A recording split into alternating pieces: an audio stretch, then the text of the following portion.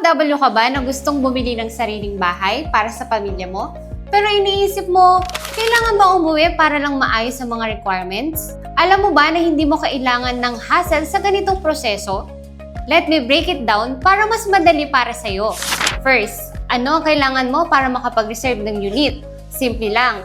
Kahit nasa ibang bansa ka, pwede kang mag-asikaso ng lahat remotely. Kailangan ng job contract mo. Ito ang patunay ng inyong trabaho abroad at mahalaga ito para sa verification ng inyong income. Photocopy ng first 2 pages ng passport mo ang kailangan. Dapat malinaw ang details tulad ng pangalan at expiration date ng passport.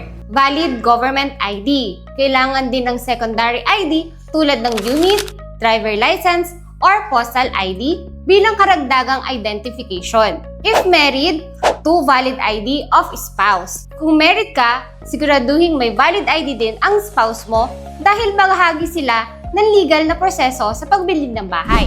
Special Power of Attorney or SPA. Kung wala ka sa Pilipinas, kailangan ng SPA para sa representative mo na mag-aasikaso sa pagbili ng bahay para sa iyo.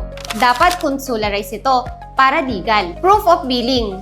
Lastly, kailangan ng utility bill tulad ng Meralco or water bill bilang proof of residence. Kung hindi nakapangalan sa'yo, pwede mag-submit ng letter of tenancy or barangay clearance. Pagkatapos mo mag-reserve, kailangan mong kumpletuhin ang iba pang dokumento sa loob ng 30 days. Para ma-process ang inyong application, 1 by 1 ID picture. Maghanda ng 4 na ID picture para sa mga form at processing ng dokumento. Marriage contract, birth certificate. Kung married ka, kailangan ng marriage contract.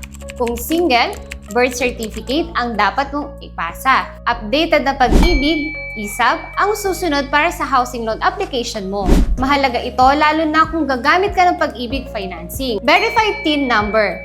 Dapat naka-verify ang TIN number mo para walang aberya sa tax-related processes. Kailangan din ng e-ticket at OEC bilang proof ng inyong legal ng trabaho abroad. Barangay certificate and cedula. Ang barangay certificate at cedula ay ang mga legal na dokumento sa pagpapatunay ng inyong residency at walang pending issues.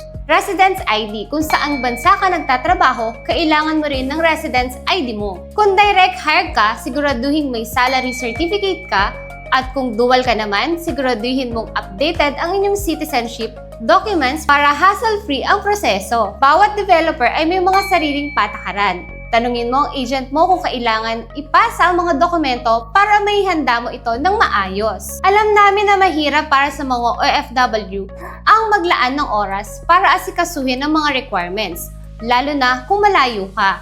Kaya sa proseso na ito, lahat ng streamline at pwedeng gawin remotely, ang team namin ay laging nakasupport para siguraduhin na smooth ang bawat step. So ano pang hinihintay mo? Huwag nang patagalin ang pangarap mong bahay para sa pamilya mo. I-message mo lang kami at tutulungan ka namin mula SPA hanggang sa turnover ng unit mo. Let's make this journey easy and stress-free for you. O ano, ready ka na bang magkabahay? Tara, let's unlock your dream home!